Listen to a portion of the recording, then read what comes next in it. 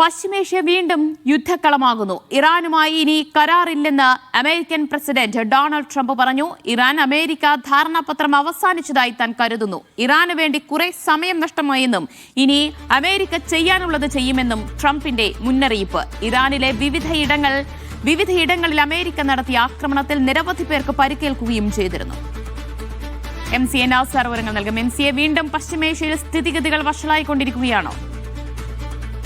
കൂടുതൽ കലുഷിതമായിട്ടുള്ള അവസ്ഥയിലേക്കാണ് കാര്യങ്ങൾ നീങ്ങുന്നത്. കാരണം ഇന്നലെ 3 കപ്പലുകൾക്ക് നേരെ ഹോർമസിൽ ഇറാന്റെ ഭാഗത്തു നിന്നുള്ള ആക്രമണം ഉണ്ടായി.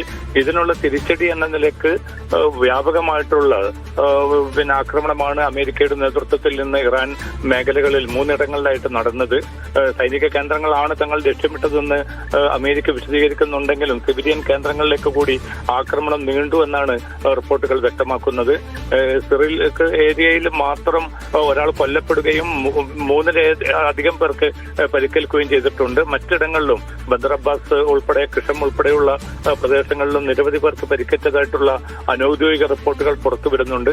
ഇതിന് അല്പം മുമ്പാണ് ഇപ്പോൾ അങ്കാറയിൽ നടക്കുന്ന നാറ്റോ ഉച്ചകോടിയിൽ വെച്ചുകൊണ്ട് കഴിഞ്ഞ മാസം 17-ന് നിലവിൽ വന്ന ധാരണാപത്രം ഇല്ലാതായി എന്ന ഒരു പ്രഖ്യാപനവും അതോടൊപ്പം തന്നെ ഇറാനെതിരെ വളരെ കടുത്ത ചില പ്രയോഗങ്ങളും അമേരിക്കൻ പ്രസിഡന്റ് ട്രംപ് നടത്തിയിരിക്കുന്നത്. ഇനി ചർച്ചയ്ക്ക് താനില്ല, ചർച്ചയ്ക്ക് വേണ്ടി വെറുതെ സമയം നഷ്ടപ്പെടുത്തുകയാണ് ഇതുവരെ ഉണ്ടായിരിക്കുന്നത്.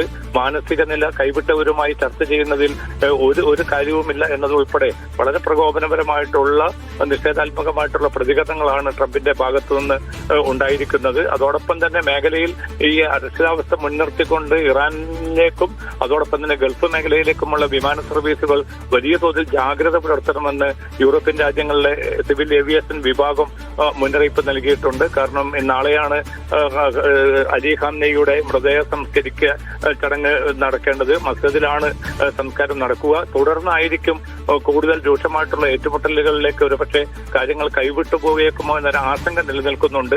കാരണം മധ്യസ്ഥ രാജ്യങ്ങളും തങ്ങൾക്ക് ഇനി കാര്യമായിട്ടൊന്നും ചെയ്യാനില്ല എന്ന ഒരു നിസ്സംഗ നിലപാടിലേക്ക് ഉൾവലിഞ്ഞിരിക്കുകയാണ്. ഇത്തരമൊരു സാഹചര്യത്തിൽ അടുത്ത നീക്കം എന്നത് ഇറാന്റെ നിലപാടിനെ ആശ്രയിച്ചായിരിക്കും ഉണ്ടാവുക.